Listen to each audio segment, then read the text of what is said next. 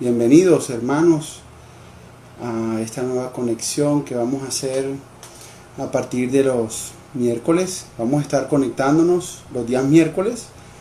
A petición de muchos de ustedes, estábamos pendientes de hablar de un tema importante que es el tema de las profecías finales o todo lo relacionado con la profecía. ¿En qué momento estamos? ¿En qué etapa de la profecía bíblica nos encontramos? A ver. Entonces, en esta noche sabemos que es un tema bastante amplio por abarcar todas las cosas con relación al tema, así que vamos a tratar de hoy empezar con algo muy sencillo, ¿cierto? Hoy vamos a intentar poder iniciar este proceso de profecías, los tiempos del fin. Quiero darte a entender que esto va a ser algo más dinámico, o sea, lo que buscamos es que sea como un proceso de conversación, y por eso hoy vamos a estar con el pastor. Buenas noches a todos los que nos están viendo a través de este medio. Bienvenidos. Queremos a través de preguntas y respuestas ir tocando este tema de los tiempos finales que hoy como nunca, de hace 25 o 30 años que conocimos del Señor, escuchábamos hablar de estas cosas escatológicas, pero hoy ya no son algo a futuro, son una realidad presente que están muy cerca y que están tocando el corazón y el de la gente que se pregunta qué es lo que está pasando, más en este momento en que todo el mundo está a la expectativa de que si esto es algo que se iba a cumplir o por qué Dios lo permitió, o si esto ya es un juicio de Dios. Entonces, es el momento de tocar esta temática y dar una respuesta de acuerdo a lo que plantea la palabra del Señor para estos tiempos. Y el tópico para tratar hoy es el reloj profético de Dios, Israel, el pueblo de Israel. Pastor, ¿por qué le llaman el reloj profético a la nación de Israel? Bueno, porque Israel, primero tenemos que entender, para llegar a esa respuesta, el por qué y para qué eligió Dios a Israel. Entonces, antes de entrar a ese puntico, debemos recordar que la profecía es importante para Dios y que Él desea que comprendamos su plan a futuro. En la Biblia hallamos más de 900 profecías acerca de la segunda venida. Y acerca de ese tema, Jesús advierte que tengamos los ojos bien abiertos cuando comiencen a manifestarse eso que Él señaló como dolores de parto en Mateo 24, porque una de esas señales era que se iban a manifestar muchos personajes haciendo el llamar Cristo, y no solo eso, sino que habían señales y milagros engañosos, pero que Él nos iba a dar una señal súper especial de cuando realmente Él viniese. Entonces que debemos estar atentos a lo que la palabra de Dios dice y a que no nos atribulemos ni estemos ansiosos acerca de las cosas que estamos viendo y de las personas que se van a proclamar como Cristo y que pueden traer algunas soluciones a las necesidades del hombre en el contexto en el que estamos.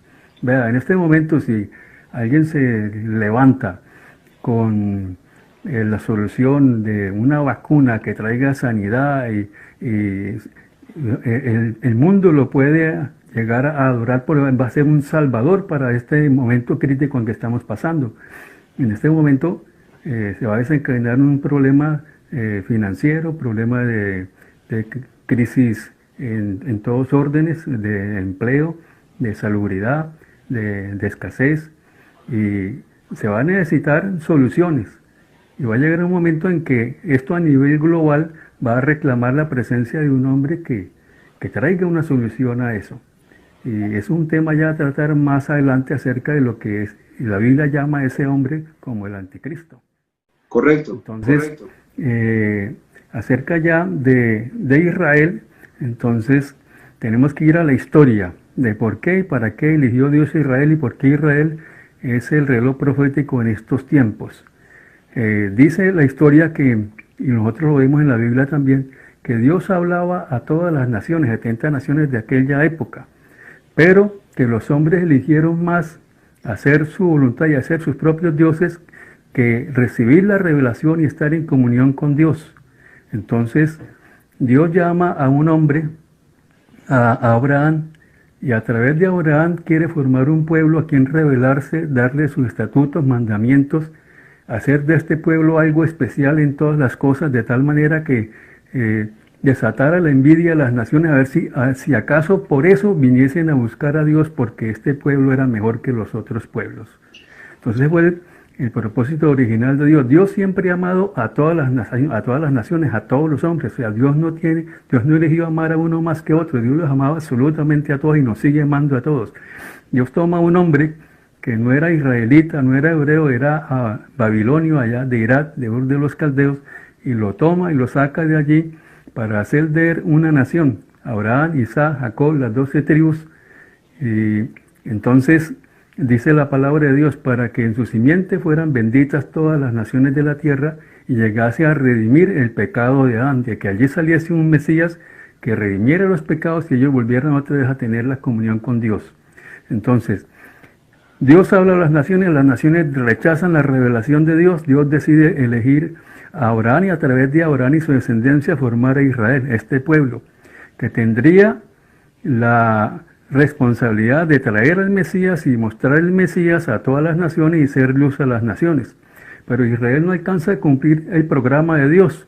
Israel tiene subidas y bajadas en obediencia, desobediencia, y hasta que el tiempo en que aparece el Mesías, en el tiempo en que Dios dijo que tenía que aparecer, cuando aparece la nación como tal, que ya está dividida, está solo Judá, Benjamín y Leví. 800 años atrás las 10 tribus se han dispersado en las naciones y se han asimilado.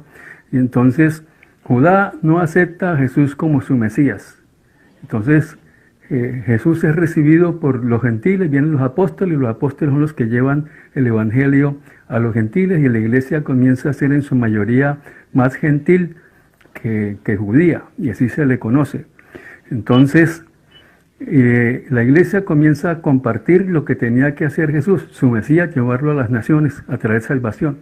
Y la iglesia comienza a llevar el evangelio a las naciones, pero en generalidades es más el rechazo que recibe de las naciones que la aceptación que tiene. Hasta el día de hoy el cristianismo no es en todo el mundo. Hay naciones donde no aceptan, donde hablar de Jesús en este momento es un problema de vida o de muerte.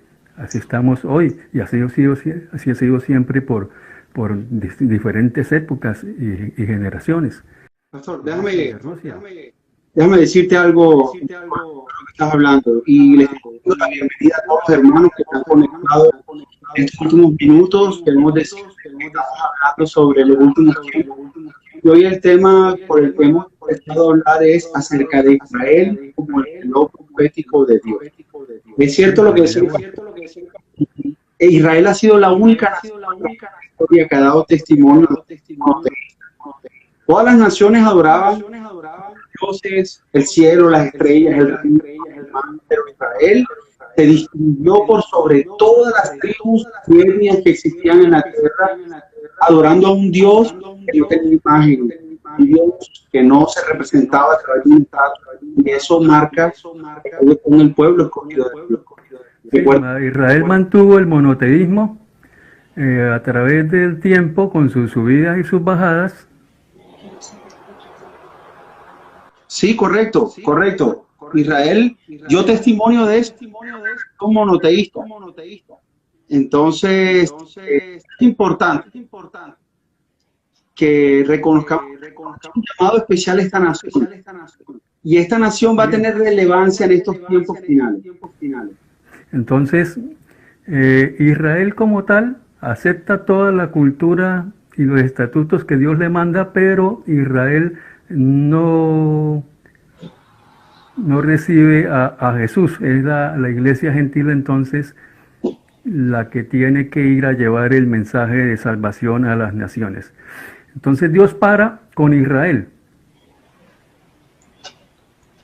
¿En qué año, pastor? Dios para con Israel en el año 70, que Dios permite que venga Tito y los romanos y destruyen el templo y no queda piedra sobre piedra, y entonces son esparcidos a las naciones. Unos van a España, otros van al oriente, otros van a Asia Central, hasta Rusia llegaron los judíos, y entonces él separa, no que Dios haya desechado a Israel, dice Pablo, sino que Dios para la relación del trabajo mesiánico que tenía con Israel, y tuvo endurecimiento en parte allí, y entonces la labor que tenía que hacer Israel de llevar el Mesías a las naciones y enseñar los estatutos y mandamientos comienza a hacerlo la iglesia. 70 Dios dice a Israel, dice: Jerusalén será hollada por los gentiles hasta que el tiempo de los gentiles se cumpla. Y del año 70 hasta el año 1948, entonces son 1878 años de diáspora y de disciplina de Dios con Israel. Entonces, ahí comenzamos a ver el regreso de los judíos a partir de 1905. Judíos rusos de la aldea de Kishinev comienzan a llegar a Israel, donde siempre en Israel había un remanente pequeño de judíos que no molestaban a los árabes porque eran poquitos y tenían una excelente hermandad. Pero cuando comienzan a llegar a partir de 1905 judíos y judíos y judíos, entonces las cosas ya las relaciones comienzan a dañarse. Pastor, tocando el tema, una de las primeras inquietudes que tenemos es por qué Israel es tan relevante en el medio internacional. ¿Es tan relevante qué? ¿Por qué es tan relevante Israel como nación en las noticias, en el medio internacional, en la BBC, en la CNN? ¿Por qué constantemente estamos escuchando noticias de ellos? Ok. Porque, número uno, Israel es el reloj profético de la historia. Número dos, porque en Israel hay ahorita casi 7 millones de judíos, pero en Estados Unidos hay 6 millones, y la judería americana tiene mucha influencia en el gobierno americano. Entonces, hay muchas decisiones que se toman en Estados Unidos bajo influencia del poder que tiene la autoridad judía en Estados Unidos. Y Estados Unidos siempre ha estado apoyando y defendiendo a Israel. Uno, porque sus judíos son los que desarrollan y promueven el desarrollo económico y político también en Estados Unidos. Y lo otro, porque Israel es un aliado en Medio Oriente para Estados Unidos. Entonces, eso permite que cualquier cosa que pase allí tenga trascendencia a nivel de las dos potencias, o de las tres potencias que ya hay aquí en este momento. Sí, correcto. Pastor, en 1948, ¿qué ocurrió en 1948? Que es una fecha histórica, el 14 de mayo de 1948. La ONU reconoce al Estado de Israel como una nación más. 1878 años de diáspora. La Biblia le llama eso la disciplina de Dios para Israel en medio de ese tiempo. Algo interesante es que en medio de esa disciplina de Dios, donde los judíos fueron dispersados por muchas naciones, donde estaban los judíos siempre habían cosas positivas a través de su influencia en la parte económica, política y científica. Entonces, en medio de la disciplina, Israel ha sido bendición a las naciones. Dice Pablo, si su disciplina, si su estancamiento con Dios ha sido bendición, ¿cuánta más su plena restauración cuando ellos reconozcan a su Mesías? ¿Cuánto más serán de bendición a todas las naciones de la tierra?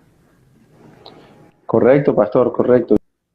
Bueno, es importante decir que Dios le hizo una promesa a Israel, a Abraham específicamente. Dios le dijo que ellos se iban a extender desde el Éufrates hasta Egipto, desde el norte de Israel hasta el desierto. Pero pastor, hoy vemos que la nación de Israel no tiene ni siquiera una décima parte de ese terreno.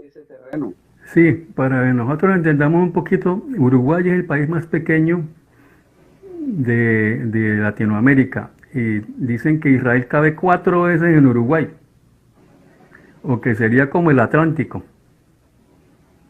más o Claro, menos. una nación pequeña. Sí, claro, lo que es hoy dentro del territorio que Dios les asignó, cabe como unas casi 15 o 20 veces, ya, porque el territorio Ujú. que Dios les asignó y que van a tener en el tiempo del milenio, cuando Dios los restaure a la posesión original, eh, es un territorio que abarca Arabia Saudita, abarca Irak, abarca Jordania, eh, y abarca el Líbano, o sea, cae como 20 veces Israel en esa zona. Entonces, Correcto. esa zona Israel la va a tener en el tiempo del milenio, cuando reconozca al Mesías y tenga la plena restauración del Señor.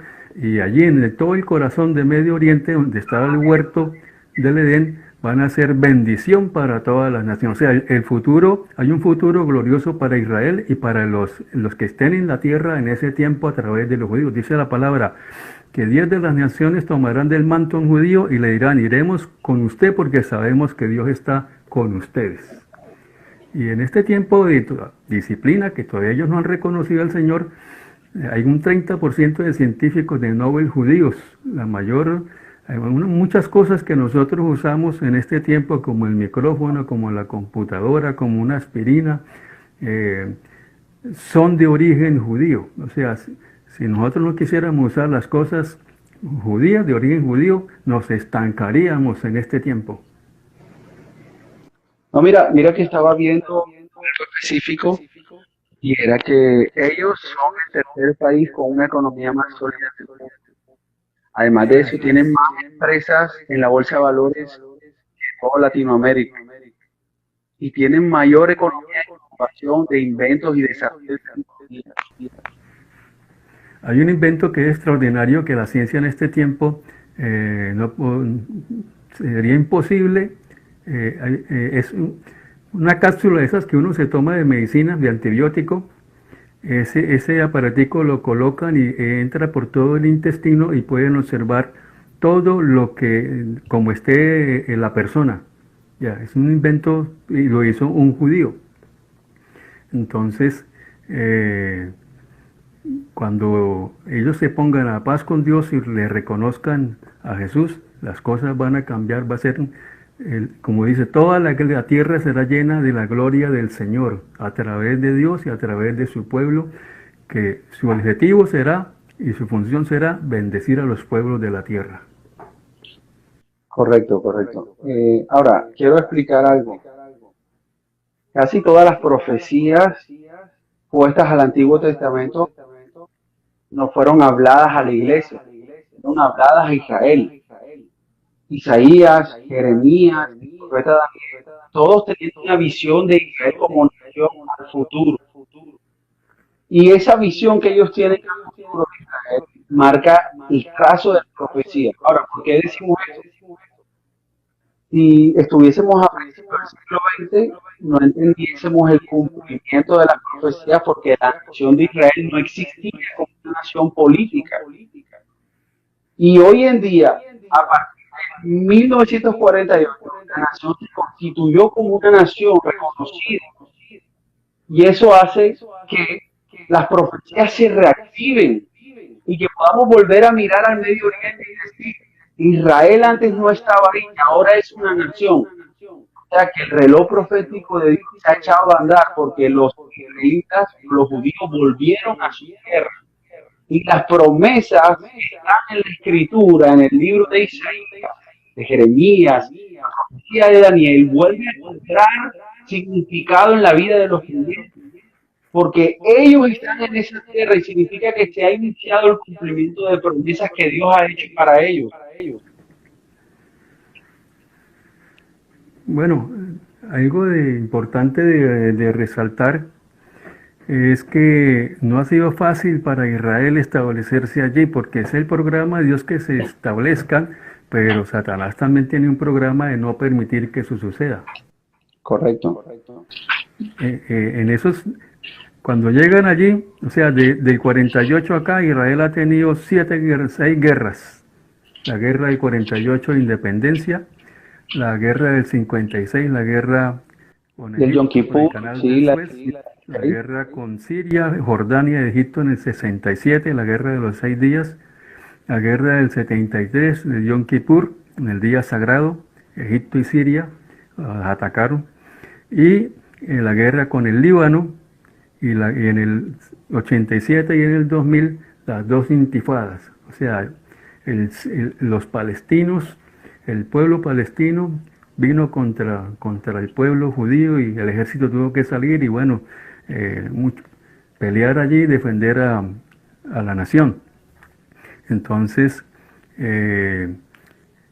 nosotros vemos que en el 45 con Adolf Hitler, que dicen algunos, no está la versión de que Hitler era de ascendencia judía. Me dijo un judío a mí, que tiene un poco de conocimiento acerca de esto, dijo, la astucia más grande de Satanás fue querer acabar al pueblo judío a través de un judío, Hitler. Ok. Entonces, así estamos. Mira, yo quiero hablar algo que está en el libro de Marcos, capítulo 13, versículo 28, porque ahorita la hermana Petra colocó 1948 a 2018, 70 años. Ahora, vamos a hablar algo que dice Marcos 13, versículo 28. Dice, de la higuera aprended la parábola. Cuando ya su rama está tierna, brotan las hojas, sabéis que el verano está cerca. Y dice el 30, cierto os digo, que no pasará esta generación hasta que todo esto acontezca. Entonces, ¿quién es la higuera según el libro de Zacarías? La higuera es Israel. Ahora, esa higuera volvió a brotar en 178. Y Jesús mismo, porque Él es el que está haciendo esta profecía, dice que no pasaría esta generación sin que sucedan todas estas señales y el fin.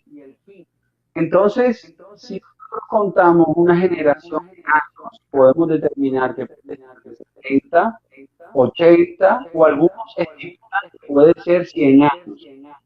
Independiente de cuál sea el valor exacto, lo que podemos decir es que del 1948 a 2018 se han cumplido 70 años. Y muchos especulamos de que a partir de aquí se iniciará el tiempo de las señales del fin, porque esta generación que ha visto a la higuera florecer y desarrollarse y todo eso, no pasará antes de que sucedan todas estas señales. Bueno, aquí el dilema es, los salmos dicen una generación es de 70, 80 años. Entonces, si nosotros tuviéramos la absoluta certeza de que son 70 o que son 80, o como algunos otros dicen, que cuando Israel estuvo esclavo en Egipto, 4 generaciones iban a pasar y las generaciones se contaban entonces por 100 años. Entonces, dentro del programa de Dios para Israel está que de Adán a la venida del Mesías serían 6.000 años. Los judíos están en el año 5.780 o 79. Entonces, algunos eruditos judíos dicen, y algunos dicen, pregúntale a un rabino a ver si es verdad, que cuando ellos estuvieron en prosperidad en los tiempos de José en Egipto, ese tiempo duraron 210 años y ese tiempo no lo ubicaron en el calendario de ellos, que por eso están en el vacío. Parece que los años que no cuadran. Sí, entonces ellos dicen, si usted le suma a 5.780 los 210 que le hacen falta, eso ya las cosas se ponen de otro color, porque estaríamos en el 5.000, casi 5.990, 90 muy cerca a los 6.000 años, faltarían 10 años. Y si esos 10 años, empezar lo que son los 7 años de tribulación. Correcto. Si la generación es de 80 años, ¿ya? Porque si fuera de 70 ya estaríamos en medio de la tribulación. Y si es de generación de 100 años, ya sería en el 48. Entonces, Sí. para algunos judíos que son mesiánicos, ellos están dentro del programa de la tribulación, para ellos, según las cuentas de ellos. Para nosotros, de acuerdo a la higuera y a la generación de 80 años, estamos en la antesala de iniciar esos 7 años, más o menos tan cerca como un año, 6 meses. Entonces diríamos que en el 2022 empezaríamos a contar los 7 últimos años. Entonces, eso nos habla a nosotros del tiempo en que vivimos, esta misma pandemia a nivel mundial. En la Biblia siempre han habido pestes, pero nunca una peste a este nivel global. Y eso va a desencadenar otras cosas económicas, políticas, para estos últimos tiempos, que si nosotros somos sensibles a esos 80 años, tenemos que estar despiertos, como dice la palabra, que no nos durmamos, sino que velemos y seamos diligentes en estos tiempos, en estos últimos días. Sí, de todos modos, yo quiero decir 7 años, ya termina, tenemos que irnos a la generación de 100 años. Pero lo cierto es que son días y años para estar a la expectativa. No, y mira que esto ha traído mucha discusión, porque ciertamente no podemos decir qué día, ni qué año exactamente va a suceder, pero quiero resaltar algo, que Jesús también habló en Mateo 24, de que cuando los hombres ven cuando la higuera florece o cuando estos frutos saben qué época del año es. Entonces, con esto Jesús quiso decir, no van a saber el día exacto ni la hora, pero pueden reconocer cuál es la temporada, cuál es el tiempo más o menos en que se van a dar todas estas cosas, para que nosotros estemos apercibidos. Y quiero agregar una cosa más. Un hermano estaba poniendo que si nos encontramos, que si ya es la tribulación, y quiero decirte, no, calma. La señal de que empieza la última semana de la profecía de Daniel es que hay una paz que no es verdadera, pero que será promovida por el anticristo. Ahora, esta paz implica que todas las naciones árabes van a detener sus ataques contra Israel. Israel va a poder vivir en paz durante un par de años. Y esa señal de cuando digan paz, es la señal en que va a iniciar el reinado, porque quien va a promover esa paz va a ser el anticristo en cabeza de las naciones. Por eso, si todavía vemos que Israel está siendo atacada con misiles, ataques terroristas, bombas, ellos todavía tienen ejército, todavía se defienden, significa que todavía no ha llegado el momento de la paz. Porque quiero decir algo, las naciones en la batalla de Armagedón van a atacar a Israel, pero Israel va a estar en defensa. Y cuando Israel no tenga los medios para defenderse, entonces Dios hará el milagro. Y eso es igual a algo que sucede en nuestras vidas. Cuando ya se acaban los medios para nosotros poder hacer con nuestra fuerza, es cuando Dios se manifiesta y se glorifica en medio de tu situación. Eso va a pasar en este tiempo. Cuando ellos estén indefensos y no sepan a quién acudir, el mismo Señor Jesús descenderá y los destruirá con la espada de su boca.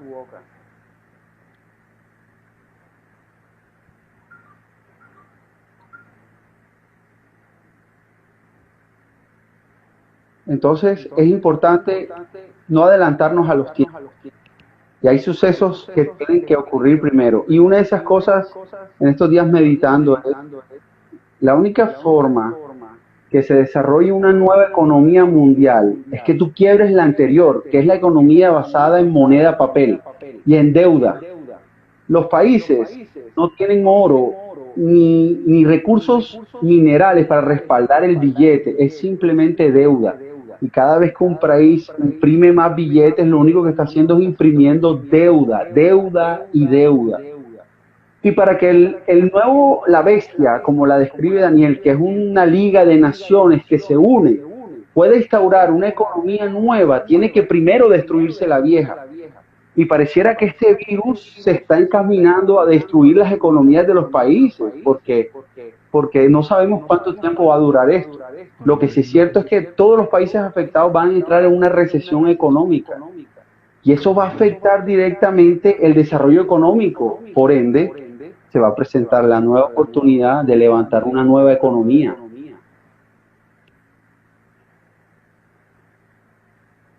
Lo escucho. Sí, estábamos hablando de esto, de que el desarrollo de una nueva economía solo se da en medio de una crisis. Y esta crisis implica que el sistema económico anterior se destruya o se desintegre para que se cree una nueva necesidad de establecer un nuevo sistema. Y eso es lo que llama Apocalipsis la marca de la bestia. Algunos le dan miedo a ese número y le dan un significado más allá de lo que es, pero el libro de Apocalipsis dice que quien no tenga esa marca no podrá comprar ni vender. O sea, no comerciarás tus productos ni accederás a productos de primera necesidad. Con esto indica que el sistema económico está basado en una moneda o un papel diferente. Y ahí es cuando nosotros tenemos que prestar atención cuando este tipo de cosas comienzan a desarrollarse a nivel mundial. Ahora, Pastor, quiero preguntarte una cosa más. ¿Qué crees tú que el petróleo, a ver, cuál es el papel del petróleo en medio de esta guerra final, de estos acontecimientos? Bueno, hay algo muy paradójico ahí con el petróleo y es que, según dicen algunos teólogos, cuando Dios fundó la tierra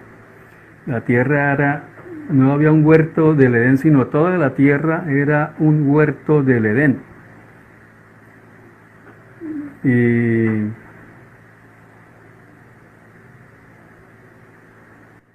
Sí, te escucho, Pastor, adelante. entonces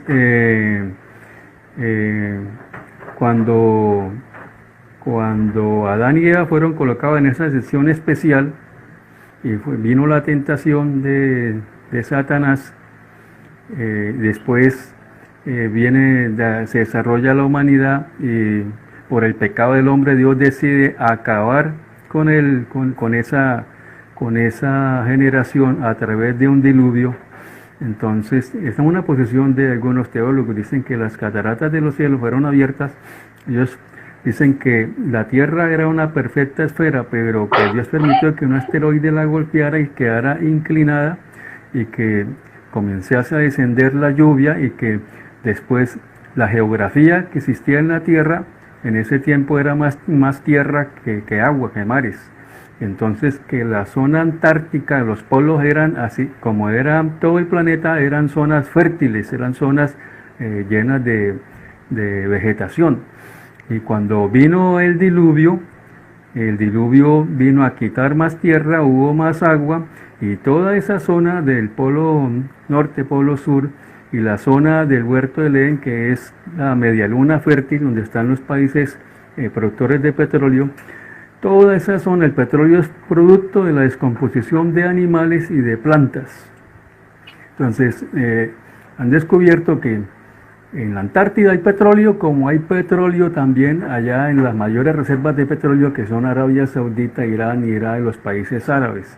Entonces, la paradoja es que el mismo Satanás, que actuó para que viniese el pecado y Dios tuviese que actuar, ahora para los últimos tiempos Satanás también está usando el poder del petróleo de esas naciones para crear crisis en las naciones y de esa forma también coaccionar para querer destruir a Israel. O sea, ¿por qué se juntan las naciones con los países árabes?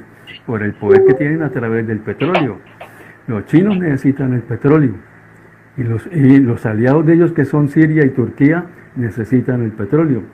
Y en este tiempo hay una guerra económica que son los bloques. El bloque de la Comunidad Económica Europea con Estados Unidos, Canadá y México hicieron un tratado de libre comercio, bajar aranceles para que todo se potenciara el comercio entre Europa y América y constituir una potencia económica. Entonces tenemos la otra lucha de los países árabes con la ayuda de China, Turquía y Rusia para luchar contra Occidente. O sea, tenemos en este momento una guerra futuro entre Occidente y el Medio Oriente. Oye, lo increíble es que Rusia, según algunos expertos, se encuentra casi en bancarrota. Ha perdido recursos naturales, no tiene suficiente presupuesto para sostener el ejército, el material bélico que ellos tienen. Y ellos eventualmente van a tener que hacer un plan expansionista, porque al verse sin recursos en su propia tierra, tienen que salir a otro lado. Y sabes que estoy revisando en estos días y en Israel hay suficientes reservas de petróleo para ubicarlo como la segunda reserva de petróleo del mundo por debajo de la Arabia Saudita. Están estimando 250 millones de petróleo, de barriles de petróleo, y que tienen un terreno de 475 kilómetros llenos de petróleo. Entonces, obviamente, cuando el petróleo se agote, las naciones como Rusia, China, Turquía tengan la necesidad de utilizar el petróleo para echar a andar sus economías, uno de los blancos más claros de la destrucción es Israel, una nación pequeña, sin aliados, sin nadie que les permita, defienda. Entonces, en estos momentos es cuando tendrá la última guerra que le llaman el Armagedón. Bueno, eso es muy interesante, interesantísimo, porque, o sea, hasta hace algunos 15 años atrás, Israel era apetecible por toda la restauración agrícola que ha tenido y la parte tecnológica, ¿verdad? O sea, pero esas reservas, esas riquezas petrolíferas que ahora tienen y que le van a dar un mayor impulso para poder tener mejor desarrollo, va a hacer que sea aún más atesorado esta nación y por eso es que van a ir. ¿Sí? En la escritura dice que va a ser una nación que por el pacto que se va a firmar va a gozar de en estos tiempos una paz como nunca la había experimentado. Dice, estarán tan confiados que no tendrán vigilancia como la tienen hoy en día, sino que estarán confiados. Y la sorpresa es que van a venir sobre ellos y por los tesoros que tienen en todas las índoles económicas, intelectuales, empresariales, y ahora lo del petróleo es un aliciente más para los enemigos de Israel. Claro, y mira que en Ezequiel, en el capítulo 38, hablan de unas naciones con el nombre antiguo. Y dice que habrá una unión entre Magog, Tubal, Mesec. Impresionante es que cuando uno mira la historia de hoy en día, esas naciones que tú puedes, hermano, tú que estás conectado, consultar Ezequiel 38 y ver lo que habla de este tiempo de la profecía, ubican a Rusia, ubican a Irán, que antes era Persia, ubican a estas naciones en una alianza. Y bueno, digamos, 20 años atrás no entendemos esta alianza, pero si te das cuenta, Rusia es uno de los principales aliados de Siria, de Irán. Es más, Irán no tenía armamento nuclear, ni siquiera armamento bélico. Ellos se han dedicado en los últimos 10 años a comprar armamentos a Rusia, tecnología nuclear. Y todo esto está ocurriendo bajo la mirada de Estados Unidos. Y esa unión en que Estados Unidos sabe que no puede entrar a Irán a destruirlo por más de que lo que sea, porque el atentado que sucedió hace poco del militar del ejército en Irán no sucedió en Irán, sucedió fuera de Irán, y por eso no ha podido tener una represalia fuerte contra Estados Unidos, porque aunque ha sucedido dentro del territorio iraní, las cosas hubiesen sido diferentes, porque Rusia estaría respaldando, y como el atentado ocurrió en una tierra que no es de nadie, que en estos momentos lo que está en Siria es una tierra que Rusia gobiernan los sirios, gobiernan los rebeldes, gobierna Estados Unidos, entonces como es una tierra de nadie, políticamente no hubo represalias, pero Rusia tiene una fuerte interés de alianza con estas naciones árabes. Rusia no es árabe y no pretende serlo, por el contrario, son cristianos ortodoxos, o sea, son creyentes pero de la fe ortodoxa. Y aún así, cuando tú ves que Putin respalda a estas naciones con tecnología, con investigación, con armamento, es cuando la profecía de pronto comienza a hacerse real y decir, wow, Ezequiel profetiza hace tantos años acerca de una unión que nunca se había dado antes en la historia de la tierra, y en estos tiempos se unen.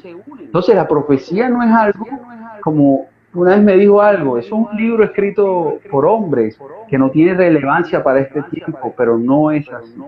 La profecía es viva y estamos viendo cómo estas naciones se están uniendo para poder derrocar a Israel en el futuro. Ellos todavía no lo saben de esa manera, pero si tú revisas los discursos que hace el sheikh de Irán, que es como el gobernante, siempre al final de cada discurso dice, vamos a borrar a Israel de la faz de la tierra. Y siempre grita en consignas populistas, muerte a Israel, muerte a Israel. Entonces, este odio... Eso es parte de lo que llaman hoy en día el fundamentalismo islámico. ¿Y cuál es el propósito del fundamentalismo islámico? Es la instauración nuevamente del Islam como potencia en Medio Oriente como fue anteriormente. Esa es la función de ellos, ese es el anhelo, el objetivo de ellos. Correcto, y créeme que va a ser la religión más poderosa, porque para los que no saben, los islámicos están esperando un Mesías. Ellos en el Corán, el Mahdi. El Mahdi, correcto, están esperando el regreso de un Mesías. Ahora, ¿esto qué tiene que ver en todo esto? El anticristo se mostrará como ese Mesías enviado y los engañará. Y en ese engaño, todas las naciones judías se unirán y seguirán el mandato del anticristo, porque creerán que él es el enviado que están esperando. Bueno, uno de los nombres para el anticristo es el asirio. Correcto. Sí, lo dice el Miqueas, lo dice de esa manera, que él atacaría a la nación. O sea que creemos que este imperio asirio, para los que no saben, la tierra ha tenido unos grandes imperios. Entre estos ha sido el sumerio, el Egipto, el asirio, el imperio de Babilonia, el imperio medo y persa, después los griegos, los romanos y por último el imperio otomano. Este imperio asirio fue de lo peor. Por eso era que el profeta Jonás no quería predicarle a Nínive, porque ellos eran gente malvada y el profeta Jonás no entendía cómo Dios podía perdonar a esta gente. Y esa misma maldad que vivió ese imperio en esa época será revivida en este tiempo, con la persecución al cristianismo y a la fe que rechacen al anticristo.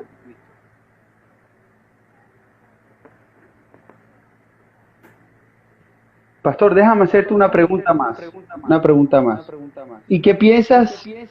¿Qué papel jugará América, hablando específicamente de Estados Unidos, en todo esto de la profecía de los últimos tiempos? Bueno, América, como dije anteriormente, está muy unida con Europa. Entonces América, a través de la influencia que tiene con Europa, está, aunque para los últimos tiempos dice, por los problemas económicos que va a tener Estados Unidos, va a tener que retirar el apoyo hacia Israel. Pero todavía hoy en día América tiene mucha influencia con el apoyo que tiene con los europeos. Entonces, literalmente en la profecía bíblica no aparece Estados Unidos, sino como uno de los lugares a donde Dios prometió a Israel que irían a tener paz por muchos años, a Judá, ¿ya? Entonces, ya es otro terreno escatológico, lo que se supone que Europa debe hacer para los últimos tiempos, que hay dos teorías sobre nuevamente el resurgimiento del nuevo imperio romano a través supuestamente de Europa. Pero esas son dos posiciones que hay que meditar, estudiar, y que Dios le dé a uno iluminación para poder entenderlas, porque ambas tienen cierto nivel de credibilidad, ¿ya? La posición nueva ahora es que el anticristo vendrá no de Europa, sino vendrá de 10 naciones musulmanas. Otros dicen que son 5 de Europa y 5 musulmanas. Pero lo cierto es que es probable que salga de allá. De todos modos, lo que es real es que los musulmanes, que son estados religiosos y no políticos y democráticos, que están gobernados más que todo por el Islam, ellos no se van a mover con un líder que no sea del Islam. De hecho, el Corán dice claramente que a los cristianos y a los judíos, ellos deben de matarlos y destruirlos o si no se convierten. Porque el Corán era muy agresivo con otras religiones. De hecho, su evangelismo antes era con espada, masacrando a la gente y obligando a la gente a asumir las enseñanzas del profeta Mahoma. Por esta razón, yo inclino más de que el anticristo tiene que no solamente tener sangre árabe, sino que dentro de él algunas profecías lo ubican como si él también fuese la tribu de Benjamín, algunos si tuviese también linaje judío, y por ese linaje algunos especulan. Ojo, es una especulación, es una postura. No decimos que es la verdad absoluta ni nada, son posturas. Y esa postura dice que por esa sangre judía los judíos lo aceptarán y escucharán razones para negociar con él. Pero es una postura, todavía hay muchos misterios que rodean la persona del anticristo. La verdad es que si dicen que él es el asirio, o el rey del norte, no se refieren a un rey de Europa, porque el norte inmediato de Israel es Siria, Jordania, el Líbano. Ese es el norte del que habla la profecía, no de Europa. Porque de hecho, en la profecía de Ezequiel no se está tocando Europa como parte de la profecía. Entonces, eso valida de que la última religión mundial va a ser el Islam, la principal religión mundial.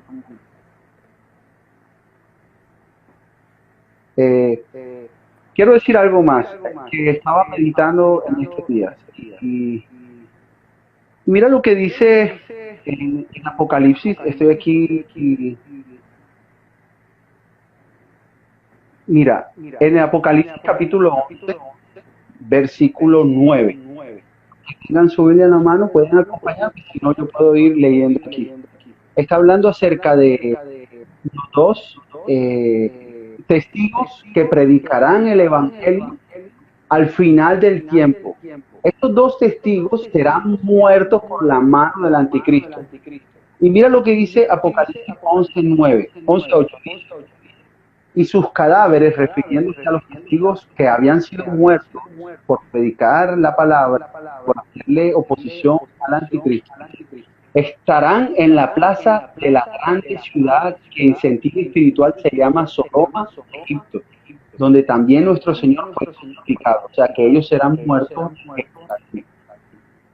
Porque habla de que Sodoma y Egipto lo compara con Jerusalén, porque en ese tiempo Jerusalén estará pervertida. Habrá homosexualismo, Sodoma y Gomorra. Incorrecto. Lo que hay en Jerusalén para estos tiempos y que crecerá. Correcto. Y mira lo que dice el pasaje. Y los moradores, aquí, y el 9 dice, de los pueblos, lenguas y naciones serán sus cadáveres por 3 días y medio. No voy a repetir una vez más. Y lo de los pueblos, tribus, lenguas y naciones verán sus cadáveres por 3 días y medio. Entonces, a esto voy. Este es mi punto. Hace 100 años, decir que todas las naciones de la tierra, todas las tribus y todas las lenguas verían en directo la muerte de estos testigos y verían sus cuerpos pudriéndose en el suelo durante 3 días, era algo lógico, o sea, algo que no cabe de cómo puede ser posible. Pero si hoy en día, tú pastor que estás en tu casa, yo que estoy en la mía, y ustedes hermanos, y ustedes que nos acompañan, nos están viendo a la distancia y en vivo, entendemos de que esta profecía es para estos tiempos, porque la señal de televisión por internet, las señales microondas pueden transmitir un suceso como la final de un mundial en vivo, para que toda la tierra lo vea. Esta profecía en estos tiempos cobra sentido porque ahora sí entienden algunos teólogos cómo es que todas las naciones y los pueblos y lenguas verán la muerte en directo, todos al mismo tiempo. O sea que se necesitaba de una tecnología como esta para que esta profecía tomara otra vez fuerza y fuese entendida en estos tiempos. Bueno, entonces vamos a abrir por unos minutos a los hermanos que de pronto quieren hacer alguna pregunta en el cuadro comentario. Ya puedes hacer una pregunta libre de cualquier, bueno, trata de que estemos hablando del mismo tema. Si alguno tiene alguna pregunta, por favor, ponla ahí en tu cuadro de comentarios y nosotros podemos estar resolviendo algunas de esas dudas con el pastor.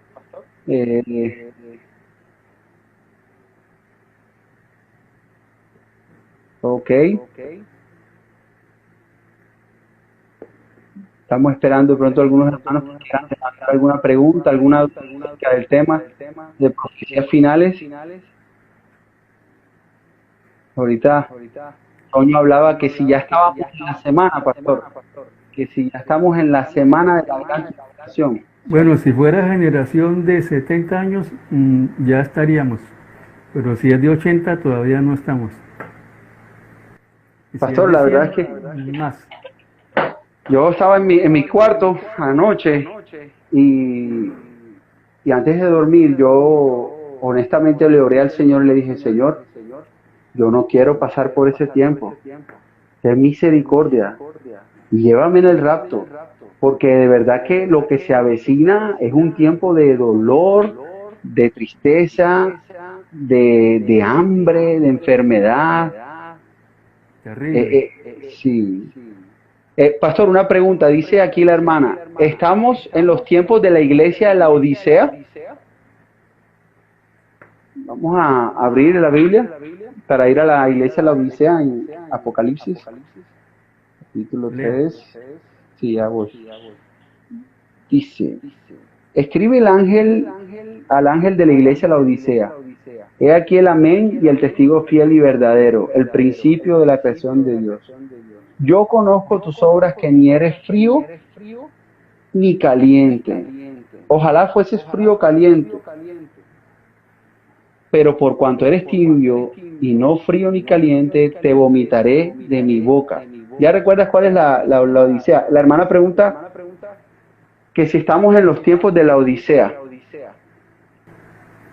Bueno, yo creo que es una pregunta que debe hacerse a título personal.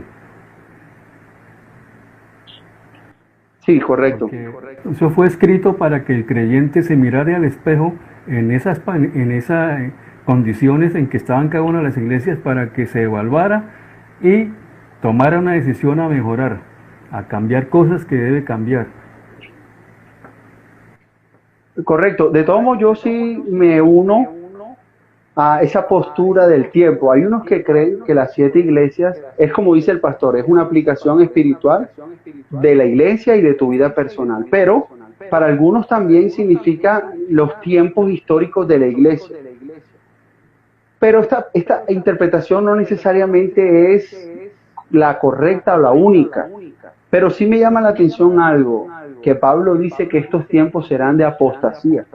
Y si nosotros vemos la iglesia, pastor, o sea, la iglesia cristiana es un remedio, es una copia barata, es una copia ligera. O sea, la gente está en la iglesia y sigue haciendo con su vida lo que quiere, no se consagra al Señor, y definitivamente se cumple lo que dice, que si no eres frío o caliente. Y algo más importante es que yo siempre he escuchado que utilizan este versículo 20 de que yo estoy a la puerta y llamo. como evangelismo. Pero ¿sabes qué, pastor? Cristo está fuera de su propia iglesia, tocándole a los miembros de su iglesia para que le dejen entrar al lugar que le pertenece a él. Entonces yo creo que la iglesia hoy en día es así, con ese montón de cosas que vemos en las redes sociales de herejías y pastores haciendo cosas que avergüenzan el evangelio.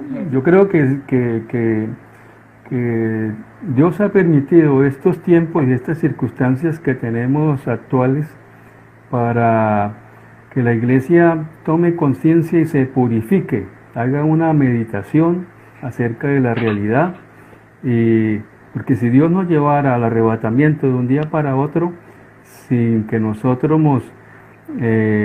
tuviéramos una expectativa de prepararnos para irnos, mucha gente de pronto se quedaría. Entonces, esto es un tiempo para que la iglesia y cada persona haga una autoevaluación y medite qué cosas debe cambiar, qué pecados debe dejar, se santifique, porque lo que viene, si de acuerdo a la higuera y a los tiempos del reloj profético de Israel, estamos muy cerca a esos 7 años. Si es la generación de los 80. Bueno, aquí hay otra pregunta, dice, el pastor había hablado de principio de dolores. ¿Todo esto que ha pasado podría ser un poco de esto? Sí, porque han ocurrido, hubieron pestes que mataron a millones de personas, pero hacía rato que no se manifestaba una peste a nivel mundial. Habían pestes que eran locales, pero ya esto es a nivel mundial. Una pandemia, sí, correcto. Entonces, desde ese punto de vista, sí es un principio de dolores. No, y quiero decir algo. Principio de dolores no es igual que el dolor de parto. Ahora, Jesús utilizó esta figura de una manera muy precisa. Una mujer con contracciones. Tribulación, eso duele como va a doler la tribulación. Como dice mi esposa, yo no quiero tener más hijos porque el primero me dolió tanto que yo creo que me voy a morir en el segundo. Así que si yo tomo esa referencia de ella, podemos entender que es una situación completamente difícil, horrible, pero los dolores no son los dolores del parto, o sea, son cosas que van a ir viendo como un antesala de lo que viene a futuro. Sí, estos tiempos nos llaman a nosotros a santificarnos y a despertar y a hacer la obra de Dios, porque Dios nos llama es para que le sirvamos. Sí, dice, ¿cuál debería ser el papel de la iglesia en estos tiempos? Uno, santificarse, y dos, compartir la palabra a tiempo y fuera de tiempo. El Señor Jesús dijo que este evangelio se iba a predicar en todas las naciones. Yo creo, en mi postura personal, que eso no habla de un avivamiento. Yo creo que ya no vendrá un avivamiento fuerte, pero sí creo que el evangelio llegará a todas las rincones de la tierra, sea que se conviertan o no. Independiente de eso, la señal es que se predique el evangelio en toda la tierra. Quienes se conviertan, eso es entre Dios y los convertidos o los que se queden. Pero la misión de la iglesia es predicar, ya que el fruto de esa predicación, ya eso depende de Dios y del Espíritu Santo que convence a la gente. Pero definitivamente eso es lo que debemos hacer. Pastor, una pregunta, dicen, ¿cuál es la diferencia entre el falso profeta y el anticristo? O si son lo mismo. No, ¿qué es un profeta? Es uno que anuncia. Y el anticristo ya es el personaje que va a tener el control. Él lo que hace es anunciar, preparar el camino. Como Juan el Bautista, casi lo mismo. Exactamente. Entonces, ahorita estamos viendo el trabajo que está haciendo el catolicismo, la Iglesia Católica, para reunificar las religiones en una sola religión, el ecumenismo.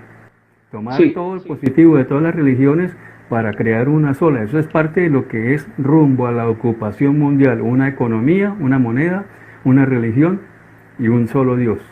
Yo creo, en lo personal, que no será la Iglesia Católica ni el Papa, porque es que los islámicos odian al catolicismo, porque recuerda que ellos masacraron a los islámicos que estaban en la ciudad de Jerusalén con las cruzadas. Por el contrario, el imperio tomó la vida de los cristianos cuando ellos retomaron la ciudad. Entonces, desde ese momento, los islámicos se han jurado ir a Roma y destruir esa ciudad. Entonces, yo no entiendo cómo, si el imperio del anticristo será islámico, van a obedecer a un profeta católico. Eso es una locura. Yo digo que cuando el anticristo se manifieste y los islámicos digan, este es el Mesías, el enviado de Alá, la gente será engañada y creerá que la verdadera religión es el Islam. Y como tú sabes, el Islam no entra en discrepancia con el cristianismo ni con el judaísmo. Por el contrario, ellos reconocen a Jesús como un enviado, reconocen que son parte del pueblo de Abraham, Isaac y Jacob, y reconocen a estas figuras del Antiguo Testamento. Entonces, es más fácil que haya una adherencia espiritual y religiosa con el Islam en los tiempos finales. Bueno, hay una pregunta que es un poco más compleja y dice, hay varias posiciones teológicas con respecto al rapto. A ver, ¿puedes explicar de pronto una o dos con relación al rapto? Eso podemos tratarlo en otro programa, toda la parte de lo que es el arrebatamiento con todas sus profecías. Y sus Ok. Sí, no vamos a darles hoy la carne, el postre, la bebida, todo en un solo golpe, ¿no? Hemos tocado por encimita algunos rasgos de lo que son esos 7 años, pero hay que ir por partes y desmenuzar cada parte. Sí, correcto. Creo que ya para terminar quiero mostrarles algo que fue parte de uno de mis devocionales hace unas semanas atrás, cuando empezó todo esto de la pandemia. Y quiero que tú que estés ahí me acompañes a Mateo 24 y él comienza a hablar sobre todas estas cosas. Y ¿sabes qué me gusta mucho de esto? Que él dice en medio de esto, estoy buscando el pasaje, ya te voy a decir dónde está. Él comienza a hablar de las señales, ¿verdad? Y de todo lo que va a suceder. Y de una manera tan maravillosa, que no nos turbemos. O sea, él en medio de esto, no te turbes, no te angusties, no te preocupes. Si Dios te dio y nos dio a nosotros el plan profético de antemano, es para que tengamos la certeza de que al final Dios, en su trono, con soberana voluntad, va a hacer lo que Él dijo que iba a hacer, va a cumplir las promesas. Y si Él ha dicho que nosotros no estaremos para la tribulación y no pasaremos por el tiempo de angustia, no viviremos el juicio. Porque es que algunos dicen, la iglesia va a vivir la tribulación.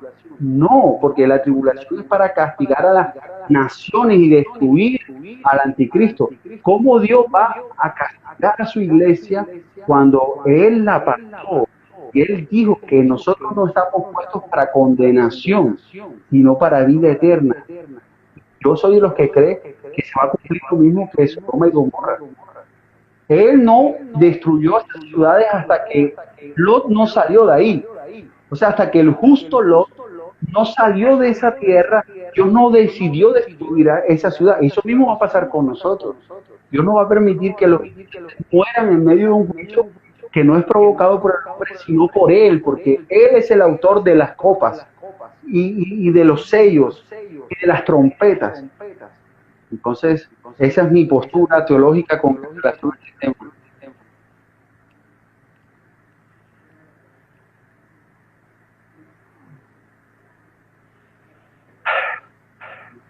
Bueno, pastor, ¿algo más que quieras decir para terminar por esta noche? No, darle las gracias a todos los que nos acompañaron esta noche, que Dios los bendiga, sigan ahí juiciosos, santifíquense en cada día, lean la palabra, lean libros cristianos, cuando llegue el momento prediquen, porque necesitamos